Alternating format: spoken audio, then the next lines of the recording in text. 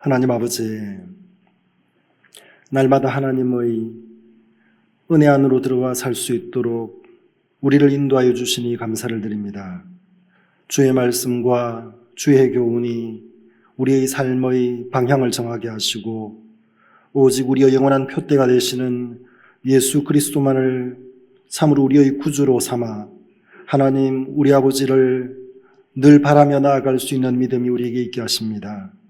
하나님 아버지, 우리가 인생인지라 참으로 우리가 예상치 못하는 일들을 만나게 되어집니다. 그러할 때마다 우리는 주저앉게 되고 낭만케 되어지고 때로는 포기하고 싶어질 때가 생기기도 합니다.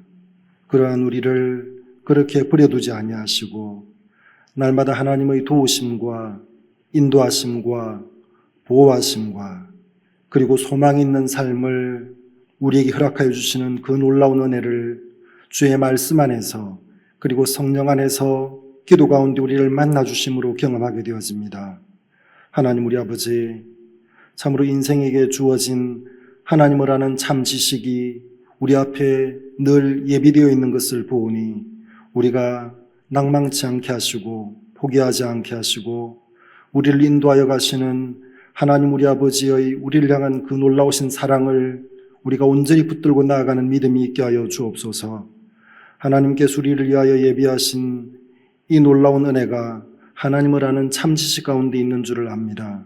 아버지 하나님, 우리가 세상의 어떠한 지식보다도 하나님을 바로 아는 이 놀라운 은혜를 사모함으로 이 아침 나와왔사오니 성령께서 우리를 붙들어 주시고 주의 말씀을 함께 나눌 때에 말씀을 통하여서 하나님의 선한 길, 하나님의 온전한 길로 우리를 인도하여 주옵소서. 세우신 전사님을 붙들어 주시고 주의 말씀이 우리 가운데 함께 충만한 은혜로 참으로 선포되어지는 놀라운 시간 되게 하여 주옵소서.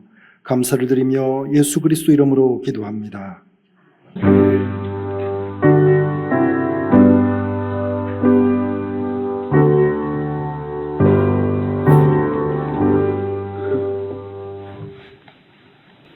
네, 오늘 아침 우리가 함께 묵상할 본문은 열왕기하 6장 1절에서 14절까지 말씀입니다. 열왕기하 6장 1절에서 14절까지의 말씀, 여러분이 한 절씩 교독하도록 하겠습니다. 1절을 제가 먼저 읽겠습니다. 선지자의 제자들이 엘리사에게 이르되 보소서, 우리가 당신과 함께 거주하는 이곳이 우리에게는 좁으니 우리가 요단으로 가서 거기서 각각 한 제목을 가져다가 그곳에 우리가 거주할 처소를 세우사이다 하니 엘리사가 이르되 가라 하는지라. 그 하나가 이르되 청하건대 당신도 종들과 함께 하소서 하니 엘리사가 이르되 내가 가리라 하고 드디어 그들과 함께 가니라. 무리가 요단에 이르러 나무를 베더니 한 사람이 나무를 벨 때에 쇠도끼가 물에 떨어진지라. 이에 외쳐 이르되 내 주여, 이는 빌려온 것이니이다 하니 하나님의 사람이 이르되 어디 빠졌느냐 하매 그곳을 보이는지라. 엘리사가 나뭇가지를 베어 물에 던져 쇠도끼를 떠오르게 하고 이르되 너는 그것을 집으라 하니 그 사람이 손을 내밀어 그것을 집으니라. 그때에 아람 왕이 이스라엘과 더불어 싸우며 그의 신복들과 의논하여 이르기를 우리가 아무데 진을 치라 하였더니 하나님의 사람이 이스라엘 왕에게 보내 이르되 왕은 삼가 아무 곳으로 지나가지 마소서, 아람 사람이 그곳으로 나오나이다 하는지라. 이스라엘 왕이 하나님의 사람이 자기에게 말하여 경계한 곳으로 사람을 보내 방비하기가 한두 번이 아닌지라. 이러므로 아람 왕의 마음이 불안하여 그 신복들을 불러 이르되 우리 중에 누가 이스라엘 왕과 내통하는 것을 내게 말하지 아니하느냐 하니 그 신복 중에 한 사람이 이르되 우리 주 왕이여 아니로소이다. 오직 이스라엘 선지자 엘리사가 왕이 침실에서 하신 말씀을 이스라엘의 왕에게 고하나이다 하는지라. 왕이 이르되 너희는 가서 엘리사가 어디 있나 보라. 내가 사람을 보내어 그를 잡으리라. 왕에게 아뢰어 이르되 보라, 그가 도단에 있도다 하나이다. 왕이 이에 말과 병거와 많은 군사를 보내매 그들이 밤에 가서 그 성읍을 에워쌌더라. 엘리야의 제자 엘리사의 이 사역 일장들 살펴보고 있습니다. 엘리사에게 가르침을 받는 그런 제자들이 수가 좀 늘었던 것 같습니다. 그래서 이 제자들이 요단 근처로 가서 새 거처를 마련해서 그곳에서 우리 모임을 가지십시다라고 엘리사 제자니까 이제 스승이 되겠죠. 엘리사에게 건의를 합니다. 그래서 그래 가자라는 오케이 사인을 받고서 제자들이 도끼를 가져다가 이제 나무 하나씩 베서 가려고 하는데 우리 그 우화에 나오듯이 연못에 거기에 물에 빠져버려요. 도끼가, 쇠도끼가. 그 도끼를 엘리사가 건져내는 모습. 그리고 또 한편으로는 그와 동시에 아람과 이스라엘 간의 그 전쟁의 모습을 또 잠깐 소개를 하고 있습니다. 엘리사가 이 아람 왕이 전투를 잘했던 모양이죠. 어디로 가서 매복해서 뭐 일종의 전략 전술입니다. 이런 거를 짜면은 매번 그 족족 그것을 꿈을 통해 봤는지 다른 환상을 계시를 받았는지 모르지만 그 내용을 이스라엘 왕에게 그대로 일러바치는 바람에 한 번도 전쟁에 승리하지를 못해요. 그래서 아람 왕이 화가 나서 엘리사를 잡으려고 군대를 보는 데까지가 오늘 본문의 내용이 되겠습니다. 한 절씩 살펴보겠습니다. 1절 선지자의 제자들이 엘리사에게 이르되 보소서 우리가 당신과 함께 거주하는 이곳이 우리에게는 좁으니. 앞서 말씀드렸다시피 이 제자들이 이 모임 장소라고 하면 아마 그 가르침을 받는 어쩌면 지금의 예배와도 같고 그리고 아침에 이렇게 우리 묵상 큐티 묵상 나눔 뭐 이런 말씀 가르치는 그런 모임이 될 수도 있겠습니다. 어쨌든 이런 모임 장소가 비좁아서 요단으로 옮겨가자라고 엘리사에게 건의를 하죠. 지금 현재 이 이야기가 이루어지고 있는 곳이 구체적으로 어딘지는 기록이 되어 있지 않아서 우리가 알 수는 없습니다만은 성경학자들이 예상컨대 2절에 나오는 요단으로 가자라는 거 보니까 근처 요단이라는 거 보니까 요단에서 멀지 않은 곳이다라고까지는 추측이 가능할 것 같아요. 그래서 아마 그 성경 그 지리학 상으로서 가장 근처 그리고 또 이 나무를 들고서 베고서 움직일 만한 곳이 어딜까라고 학자들이 생각을 해보고서는 아마 우리가 잘 아는 여리고 거기가 아닐까라고 생각을 한다라는 그 주석을 제가 어제 읽었습니다. 이게 여리고건 어디건 그건 중요한 것은 아니겠죠. 다만 우리가 좀 더 사실적으로 이해하기 위해서 그런 추측들을 하는 것일 뿐. 2절 우리가 요단으로 가서 거기서 각각 한 제목을 가져다가 그곳에 우리가 거주할 처소를 세우사이다 하니 엘리사가 이르되 가라 하는지라. 제목이 뭘까? 집을 짓는데 필요한 그런 나무 목재가 아닐까? 일종의 들보 이런 것이 아닐까? 우리가 추측을 해볼 수가 있죠. 그리고 이제 이런 것을 제안에 대해서 엘리사가 이렇게 얘기를 하죠. 가라. 가라. 이 가라라는 것은 이런 의미가 있습니다. 뭔가 제자들이 필요하지 않은 불필요한 제안을 했다든지 이렇게 된다 했으기에는 가지 마라라고 얘기를 했을 텐데 가라라고 했다는 것은 엘리사도 그래 내가 생각해도 모임 공간이 너무 좁아. 그리고 그 장소도 거기가 좋겠구나라는 허락의 의미가 담겨 있겠죠. 가라라고 얘기하는 것은 요단 골짜기가 이게 숲이 굉장히 우거져 있답니다. 그러니까 이제 나무 베기도 아마 좋았겠죠. 너무 이 허허벌판 같은 경우에는 그런 것을 옮기기가 쉽지 않았을 텐데 이런 것들을 추측을 해볼 수가 있는 구절이 되겠습니다. 3절 그 하나가 이르되 청하건대 당신도 종들과 함께 하소서 하니 엘리사가 이르되 내가 가리라 하고. 저는 이 구절 이게 참 그러니까 평소 자기 생각 마인드가 어떤지 이게 나오는 것 같아요. 여러분은 어떻습니까? 이 당신도 저희들과 함께, 우리 종들과 함께, 제자들이죠. 제자들과 함께 가시면 좋을 것 같습니다. 이게 뭡니까? 집 지으러 가는데 같이 가자는 얘기예요. 그래서 저는 삐딱한 이런 생각이 처음에 들더라고요. 스승을 다 지어놓고 오십시오 해야지. 집 지으러 가는데 뭐 같이 일하자는 얘기야 그러면? 막 이런 잠깐 생각이 들었는데 그럴 리는 없잖아요. 이 제자들이. 그래 이게 내 생각이 삐뚤어진 것 같은데 하고 다시 읽어봤더니 그게 아니고 이거 같아요. 이제 스승을 두고서 제자들끼리 따로 갔을 적에 그 많은 사람 얼마나 되는지 나오지는 않습니다만은 갔을 적에 야 여기다 이걸 올려야지 저거 올려야지 혹은 다른 분쟁이 생기거나 뭐 이런 부분들에 대해서 리더로서 와서 우리를 지도해 주십시오라는 의미로 같이 가주세요라고 얘기했던 것 같아요.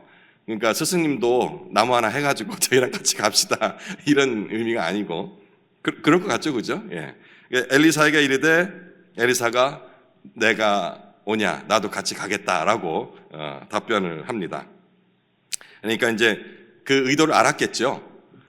저처럼 이 삐딱한 생각하였으면은 아니 니들이 다 해놓고 날 불러야지 그 일하는데 나보고 같이 가자면 어떻게 라고 답한 것이 아니고 오냐 내가 같이 따라가겠다라고 대답한 것은 이 제자들이 생각했던 그러니까 뭐 어떤 문제가 생길지도 모르니 그런 것이지 저희를 지도해 주시길 원합니다. 간류 감독해 주십시오 라는 의미로 받아들였기에 이상한 의미로 받아들이지 않았기에 그래 같이 가리라 라고 선뜻 대답을 한 것 같습니다. 4절 드디어 그들과 함께 가니라 무리가 요단에 이르러 나무를 베더니 그래서 이제 얼마나 적으면 그러니까 몇 명이나 됐기에 작다라고 느꼈을까라는 것을 생각을 좀 해봤어요.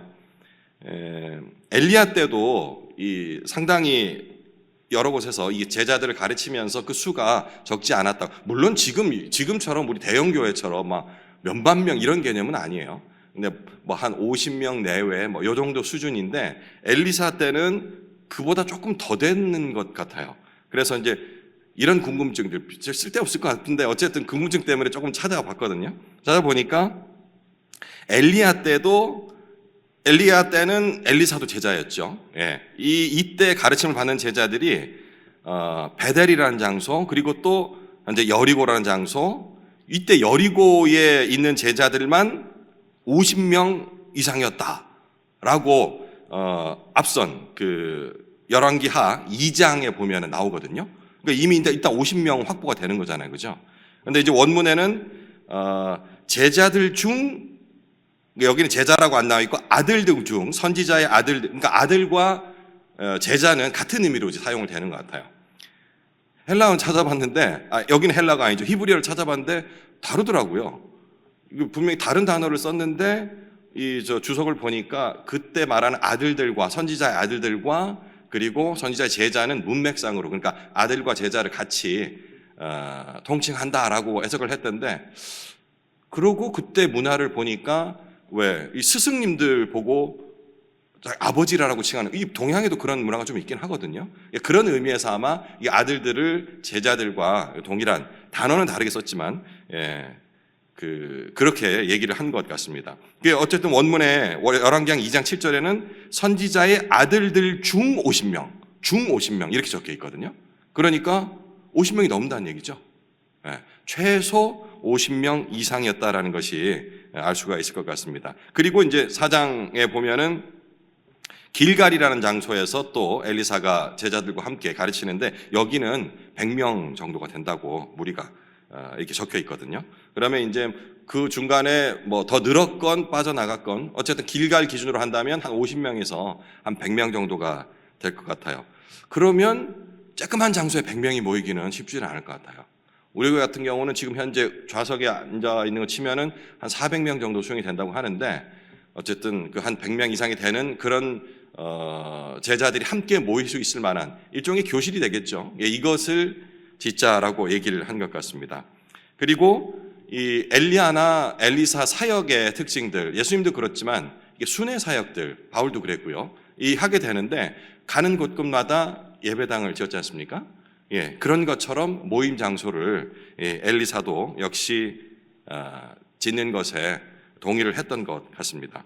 엘리사가 사마리아에 집이 있었다라고 5장 앞전절에 나와 있고, 또 갈멜산, 그리고 현재 오늘 13절에 나오는 도단이라는 지역에도 역시 가르침 장소가 있었던 것 같습니다. 그리고 뭐 수넴에도 한 여인이 마련해 준 예배당 자체가 아니고 조금 큰 집에서, 보통 여인들이 이렇게 많이 헌신해요. 예수님 때도 그렇고 바울 때도 그렇고, 이 제공한 그 집에서 모임을 가졌다라고 하는 것에는 예배 처소가, 가르치는 처소가 여러 군데가 됐다라는 것을 짐작할 수가 있겠습니다. 5절 말씀, 한 사람이 나무를 벨 때에 쇠도끼가 물에 떨어진지라 이에 외쳐 이르되 아 내 주여 이는 빌려온 것이니이다 하니.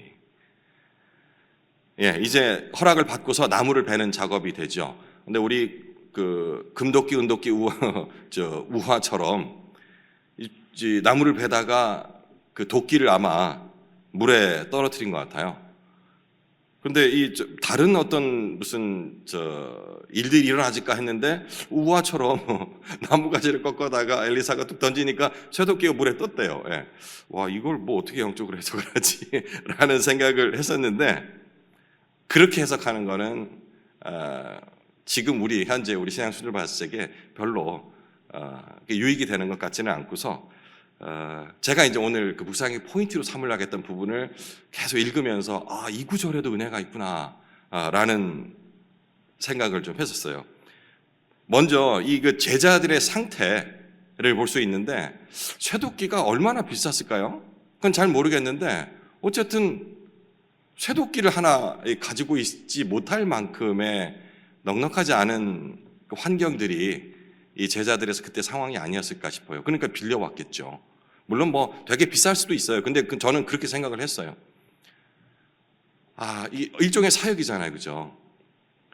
목회자도 마찬가지고, 그리고 이제 주의를 한다는 그런 결정을 한 분들의 일상 생활들을 우리가 보면은, 우리 담임 목사님도 마찬가지고 우리 세상적인 눈으로 봤을 때는 그렇게 넉넉하지가 못합니다. 교회 사역을 하는데 왜 주의 목사님들은 가난해야 돼? 뭐 이렇게 얘기하는 분들도 있어요. 부자인 목사님들도 있어요. 그런데 이 성경에 나오는 주의를 하는 사람들, 그리고 말씀 앞에 바로 서고자 하는 그런 사람들은 대부분 이렇게 넉넉한 환경이 아니에요. 왜 넉넉하지 않았을까라는 것들은 이 얘기까지 하면 너무 길어지긴 하겠지만, 어쨌든 육신의 그런 넉넉함들은 영적인 넉넉함과는 그렇게 비례해서 갈 수 없음을 저도 좀 느껴요. 그렇기 때문에 기도하게 만들기 위해서 이렇게 넉넉한 환경을 허락하지 않는 게 아닐까라는 그런 생각을 잠깐 해봤고요. 뭐 4장에는 기름 한 병이 전 재산이었던 그런 과부 얘기도 나왔죠. 앞선 4장에. 이와 마찬가지입니다. 이 제자들도 쇠도끼 하나 소유하지 못할 만큼의 그런, 어찌 말하면 궁핍함이죠. 그런데 이 궁핍함과 상관없이 이들이 즐거운 마음으로, 자원하는 마음으로 기꺼이 쇠도끼를 빌려서, 남에게 빌려서 사역을 위해 헌신한 모습들을 저는 이 구절에서 좀 봤었어요. 내 주여, 이 도끼가 제게 아니고요, 빌려온 것이에요 라는 그 구절에서 그런 감정이 딱 이입이 되더라고요. 사장에 나왔던 그 과부의 남편, 그러니까 과부니까 이제 남편 죽었죠. 그 죽기 전에 이 남편도 역시 하나님을 경외하는 그런 자였다라고 얘기 나오죠. 그러니까 부부가 동일한 그런 신앙을 갖고 있었다라는 것. 이 모습이 그대로 이 쇠도끼를 빌려오고서 물에 빠뜨리고 안타까워가지고 어떻게 하면 좋죠라고 엘리사에게 얘기하는 그 제자의 그런 마음, 가난한 마음과 같지 않나라는 생각을 해봤습니다. 여기서 이제 내 주여 빌려온 것이다라고 외쳤다라고 되어 있는데, 외치다라는 이 히브리어가 보니까 짜크라고 되어 있어요. 근데 공교롭게 이제 이 절규한다라는 그런 뜻이거든요. 이 짜크라는 단어가 여기 우리는 그냥 외쳤다고 되어 있는데, 아까 앞서서 말씀드렸던 그 구절들에도 외친다는 표현이 이 짜크라는 단어로 또 동일하게 쓰였더라고요. 4장에 나왔던 왜 전에 제자들이 엘리사의 제자들이 먹을 것이 없어가지고 풀 뿌리고 패우고 뭐 이렇게 국 끓였는데 뭐 독초를 뽑아왔는지 독이 가득하나이다 할 적에도 이때도 짜크 그래. 스승님이요, 뭐 주여, 우리가 먹을 여기에 정말 기대를 했는데 이 그릇 안에 독이 가득합니다. 이때도 짜크 외쳤다라고 이렇게 기록이 되어 있고, 그리고 이 생활고에 빠졌던 그 과부 있잖아요. 기름 한 병 살 돈도 없었던 이도 엘리사에게 얘기할 적에 외쳐서 얘기했다 했을 때 이때도 짜크라는 단어가 써 있어요. 아, 이게 같은 마음이라는 것이 더 확신이 오더라고요.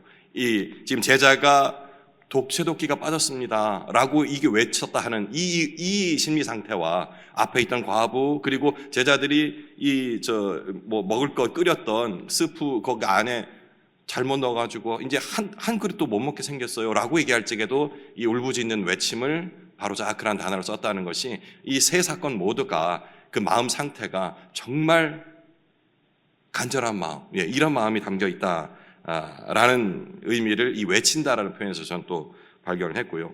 5절에서 참 많이 느꼈죠. 자, 이제 6절. 하나님의 사람이 이르되 어디 빠졌느냐 하매 그곳을 보이는지라 엘리사가 나뭇가지를 베어 물에 던져 쇠도끼를 떠오르게 하고. 이건 그냥 이대로 이해하시면 되겠습니다. 엘리사 이렇게 얘기했던 것 기억나시죠?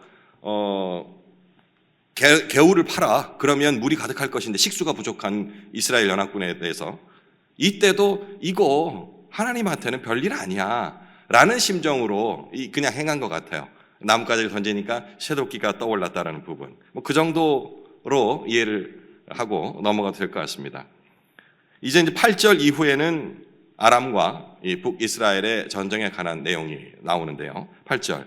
그때에 아람 왕이 이스라엘과 더불어 싸우며 그의 신복들과 의논하여 이르기를 우리가 아무데 여기 아니면 저기 진을 치라 하였더니, 아람 왕이 이제 이스라엘을 공격하기 위해서 신하들과 이제 의논을 하죠. 어떤 특정한 지역에 진을 치고, 주로 이제 이 아람 왕은 전면 전투보다는 매복해 있다가 오는 적군들을 무찌르는 이런 걸로 아마 전쟁에서 많이 승리를 했던 모양이에요. 그래서 이런 이제 전략 전술을 구사를 하죠. 이른바 군사 작전 회의를 연 겁니다. 근데 엘리사는 이런 그 작전 회의의 모든 작전들을 다 꿰뚫고 있었어요. 어떻게 그렇게 알고 있었는지는 나오지는 않습니다만은 엘리사가 항상 하나님께 구했던 이 앞선 상황들을 본다면 아마 구하고 여호와 하나님께서 계시를 통해 알려주셨겠죠. 그래서 자기가 알아낸 이런 그들의 적군의 군사 작전들을 그대로 여호람 왕입니다. 이 지금 현재 왕은 이 왕에게 알려줍니다. 그 알려주니 거길 가지 않거나 피해 가거나 이런 식으로 큰 타격이 없겠죠. 경고를 해주는 겁니다. 근데 우리가 또 주목해 봐야 될 것이, 그때 이 연합군 싸우러 갈 적에는 어떻게 하면 좋겠습니까? 라고서 엘리사를 찾아왔는데 그 이후로는 여호람이 이 엘리사에게 가서 묻지를 않아요. 근데 지금 묻지도 않았는데 기억하시죠? 처음에 물으러 갔을 적에 여호람이 문전박대 비슷하게 냉소적으로 답했잖아요. 니네 형이라 니네 아버지 아합, 니네 엄마 이세벨이 그 섬기던 우상들을 섬기는 선지자들한테 물어보세요. 나는 당신 볼 일 없습니다. 하지만 남유다 여호사밧 왕의 면을 봐서 한번 보여줍니다. 뭐 이 정도로까지 냉대를 했거든요. 근데 이후로는 지금 찾아오지도 않는데 그냥 알려주는 거예요. 사람을 보내가지고 이러이러하니 가지 마십시오 하고. 그래서 이스라엘 군을 보호를 합니다. 크게 나아가서는 이스라엘을 계속해서 지속적으로 보호를 하고 있는 모습이죠. 이렇게 엘리사가 적의 기습을 막은 게 한두 번이 아니라고 성경 기록합니다. 비밀리에 신하들과 나눈 그런 전략들이 매번 새나가자 아람 왕 마음이 불편해지죠. 11절. 이러므로 아람 왕의 마음이 불안하여 신복들을 불러 이르되 우리 중에 누가 이스라엘 왕과 내통하는 것을 내게 말하지 아니하느냐 하니. 제가 부드럽게 읽었습니다만은 지금 화가 무지하게 났어요. 여기서 불안하여라고 번역한 이 원어의 뜻 중에는 그냥 불안하다 하니까 되게 뭐 초조하고 뭐 이런 개념인데 요동한다, 분노한다라는 그런 의미를 가진 단어거든요.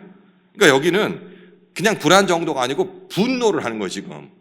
아, 스트레스 엄청 받네 해가지고 신하들 불러다가 왜 이 뭔가 자꾸 새 나가는 게 첩자가 있는 것 같은데 누구야? 빨리 얘기해.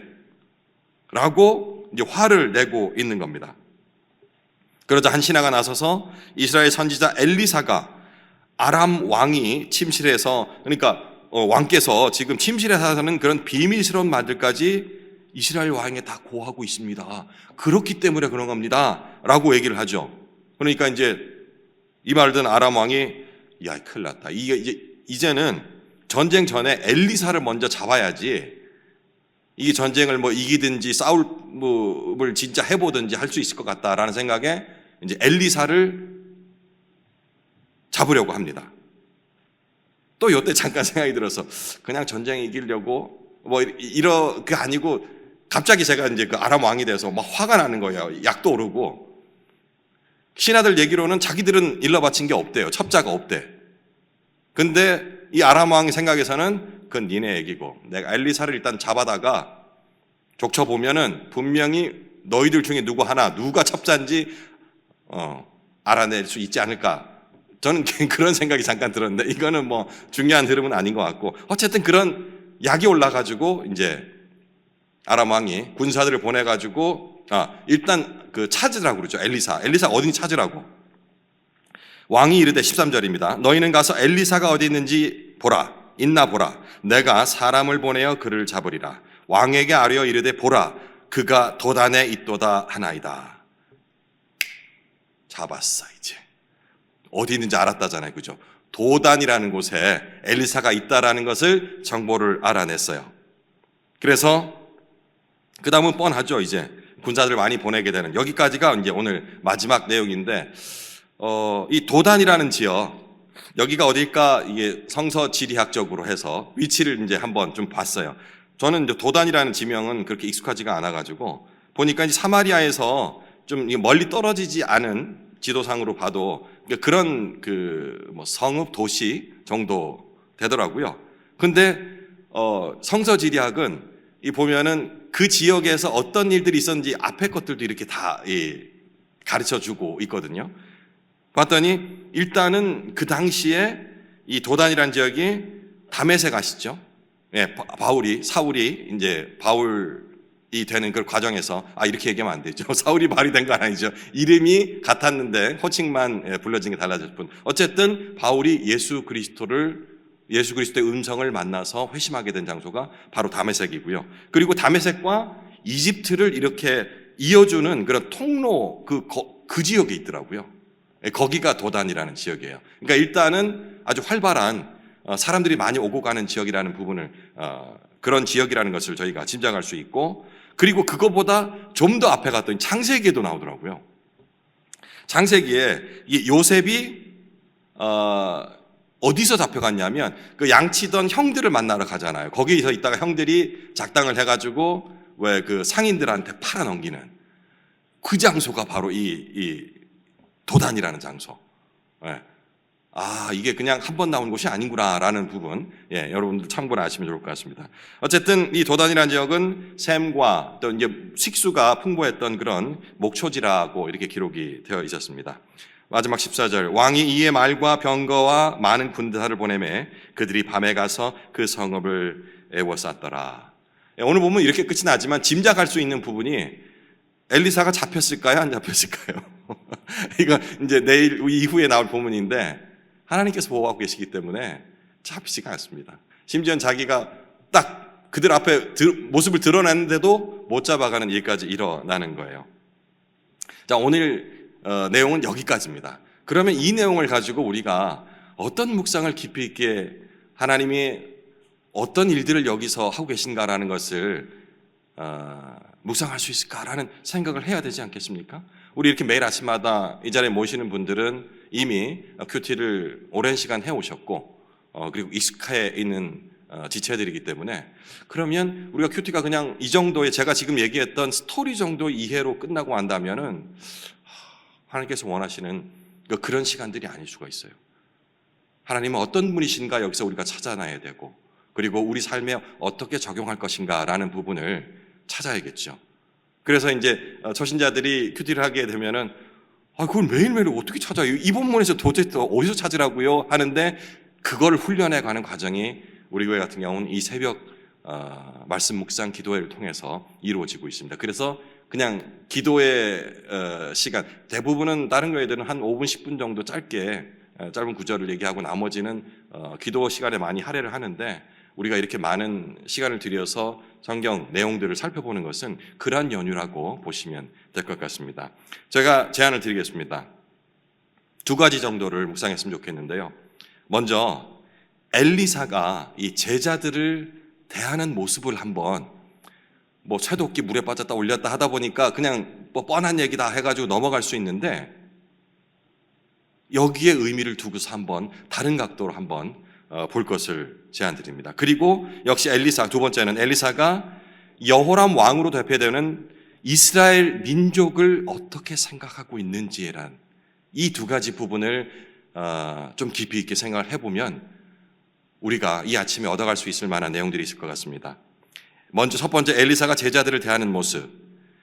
선지자가 과연 집 짓는 일에까지 관여를 하면서 심지어는 하나님께 받은 능력을 어찌 보면 그 쇠도끼 하나 그거 건져내는데 그 능력을 사용하고 있거든요. 여기에 깊은 깨달음이 저에게는 왔습니다.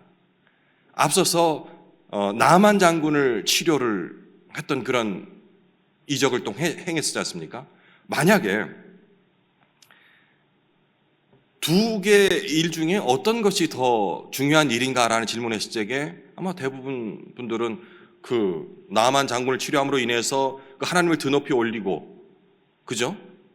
그분의 기적들, 이 놀라운 권능들을 알릴 수 있는 게 더욱더 효과적이라고 생각할 수 있지 않습니까? 그죠? 제자 도끼 그거 하나 빠진 거는 그래, 수고해서 너는 가서 쉬어, 나머지 제자들 할 테니까 이렇게 하고도 넘어갈 수 있는 부분인데, 굳이 그 사소해 보이는 그 일에도 하나님께 주신 그 능력을 사용하거든요. 크고 작음을 따지지 않는다라는 그런 깨우침이 오더라고요. 우리가 만약에 내가 어떤 하나님께 특별한 능력을 받았다 한다면 이 능력을 어디에 사용할 것인가라는 그 문제에 닥쳤을 때 저 역시도 불경건할 것 같은 느낌이 딱 드는 거예요. 이런 거에도 하나님 기적을 제가 쓰는 거, 이런 건 내가 너무 남용하는 것 같아 라고 생각이 드는 겁니다. 그런데 엘리사는 그런 구분 없이 크고 작음의 경중을 따지지 않고 자신의 능력이 필요한 곳에 아낌없이 사용하고 있다는 부분. 시간이 좀 갔지만 조금 제 경우를 예를 좀 들어보겠습니다. 제가 20대 때 출석하던 그런 어떤 교회가 있었습니다. 모교회가 아니고 모교회, 어떤 이름 되게 수 없는 그런 교회. 담임 목사님 근처에 항상 교회가 컸어요. 그 여자 전도사님이 나이가 좀 있었는데 항상 호위무사처럼 항상 붙어서 다니신 거예요. 근데 이제 어떤 날 새로 등록한 그 성도가 한 분 계셨어요. 전 자세히 모르겠어요. 그분이 집사님인지 아니면 처음 예수를 믿었는지. 어쨌든 그분이 그 전사님한테 가서 목사님 면담을 좀 하고 싶습니다. 우리 그 남편의 되게 좀 어려운 상황이 닥쳤는데 이걸 좀 상의도 드리고 기도도 좀 받고 그리고 어떻게 헤쳐나가면 좋을지 한번 여쭤보고 싶어서요 라는 질문을 했어요. 그런데 제가 얼핏 그걸 듣게 된 거예요. 그 여전사님이 이렇게 말씀하시는 거예요. 뭐라고 호칭하는지 잘 모르겠는데 우리 담임 목사님은 아주 큰일 하시는 분이라고. 그러니까 그런 거 가지고 목사님 면담 이런 것들 요청하시고 그러면 안 된다. 큰일 하시는 분이 자꾸 다른 거 이렇게 신경 쓰게 하면 안 된다. 그런 말씀을 하시더라고요. 지금 그때는 전혀 100% 이해가 안 됐어요. 저분 왜 저러시지? 사람 차별하는 거야? 라는 욱하는 감정이 있었는데 이제 지금 나이가 좀 들어 생각해 보니까 여성도가 목사님을 이렇게 따로 뵙겠다 하니까 어쩌면 혹시라도 일어날지 모를 그런 불밀한 그런 사건들을 막기 위해서 여 전도사님이 그렇게 하셨을 수도 있겠다라는 생각을 억지로 끼워 맞췄어요. 왜냐하면 전 지금도 이해가 안 되는 게 큰일 하시는 목사님이신데 라는 부분이 저는 이해가 안 돼요. 오늘 그 구절과 연결되는 거예요. 그렇게 치면 엘리사가 하나님께 주신 능력을 그 쇠도끼 하나 연못에 건지는 데 쓰면 안 되죠. 더 큰 데다 써야죠. 효율적이고 가성비 높은 데다가. 근데 그 많은 제자들 중에 하나, 얼마 할지도 모르는 쇠도끼 그거 물에 연못에서 건지는데 하나님의 능력을 함부로 쓰고 이러면 안 되는 거 아니에요. 그 전사의 말씀대로라면. 큰일 하실 엘리사께서 그런 거 하면 안 되는 거잖아요. 그런데 엘리사는 하잖아요. 어제도 저녁에 우리 수요예배 마치고 난 다음에 제가 이제 그 손장반 모임 인도를 하고서 이제 쭉 갔는데 그 목양실에서 목사님 방에서 목사님과 계속 무슨 말씀하시는 소리가 나와요. 보니까 이제 새로 오신 어떤 분이에요. 두 내외 분과 함께 성심성의껏 또 이렇게 말씀을 나누고 계신. 만약에 우리 목사님은 그랬을까요? 상담 좀 하고 싶은데 했는데 나중에 합시다. 내가 오늘 바빠서요. 우리 목사님은 그러셨을까요? 이게 목회자의 마음, 선지자의 마음은 경중을 내 판단으로, 사람의 판단으로서는 절대 내려서는 안 된다라는 부분을 저는 이 쇠도끼, 금도끼도 아니고 은도끼도 아니고 쇠도끼 이 사건을 통해서 느꼈어요. 여러분에게도 동일하게 와닿지 않겠습니까? 우리가 사역함에 있어서 어떤 경중을 따지는 부분들이 하나님 입장에 봤을 때는 옳지 않은 일이 될 수 있다라는 부분들을 한번 묵상을 좀 해봤으면 좋겠습니다. 그리고 이제 엘리사가 이 여호람 왕으로 대표되는 이스라엘 민족을 지속적으로 계속 돕고 있는 것, 부탁한 것도 아니잖아요. 그러니까 이 마음은 어땠을까? 인간적으로는 얼마나 꼴보기 싫었겠어요. 여호람이 계속해서 지 형이랑 아버지 때처럼 살짝 그와는 달리 살짝 하나님 찾는 모습처럼 좀 보이긴 했지만 여전히 우상 숭배를 버리지 못하고 있었거든요. 이런 여호람 왕 꼴보기 싫어서라도 이런 전략 전술을 들은 거를 알려주지 않을 법도 한데 그는 그것과 상관없이 자신의 개인 감정과 사사로운 개인 감정과 상관없이 계속해서 이스라엘의 구원을 원하고 계시는, 회복을 원하고 계시는 하나님의 마음을 계속해서 전달하고 있는 것입니다. 이런 두 가지 포인트. 마지막으로 우리가 이제 현실을 직시해야 될 부분까지도 우리가 확장해 생각해 볼 수 있는데, 하나님의 능력이 있는 곳에서는 항상 매번 승승장구 이기는 일만 있는 것이 아닌 것입니다. 얼마 전에 우리 장로님 설교 때도 말씀하셨는데, 이제 하나님을 알고 이제 하나님의 능력을 우리가 행할 수 있게 됐다라고 고백하는 순간이 그때부터 우리한테는 만사 형통이 아니고 고난이 다가옵니다. 여기도 마찬가지잖아요. 엘리사가 주의 능력을 행하고 있는데 엘리사는 또 잡혀가게 생겼어요. 왜? 그 많은 군대들이 와가지고 그를 잡아가려고 에워싸는 거거든요. 거기서 구해주시는 것, 이것은 하나님의 능력이지만 어쨌든 엘리사의, 선지자의, 그리고 주를 따르는 사람들의 일생들은 세상의 기준, 사람의 기준으로 절대로 만사 형통이 아니라는 겁니다. 어찌 보면 사람의 기준으로 보면 고난의 연속입니다. 이거를 알아야 되는 거죠. 우리가 예수를 깊이 알아간다는 것은 그만큼 내 앞에 고난이 많을 것이라는 것을 각오를 해야 한다라는 그런 내용이 되겠습니다. 엘리사가 능력을 발휘하는 데는 크고 작은 일의 구분이 없었고 또 높고 낮은 사람의 구분도 없었습니다. 엘리사는 나라를 구하기도 하고 또 제자의 곤경을 해결하기도 했던 것이죠. 그리고 한 번의 기적으로 끝나는 것이 아니고 계속해서 지속적인 도움, 필요하다면 하고 있다라는 것. 반짝의 능력이 아닙니다. 그에게 있는 것은 하나님의 능력뿐만 아니고 그 이후에 오실 예수 그리스도의 사랑과 그리고 순종이 있었다라는 것을 오늘 아침 남은 시간 묵상을 통해서 깨달아 가시는 시간이 됐으면 합니다.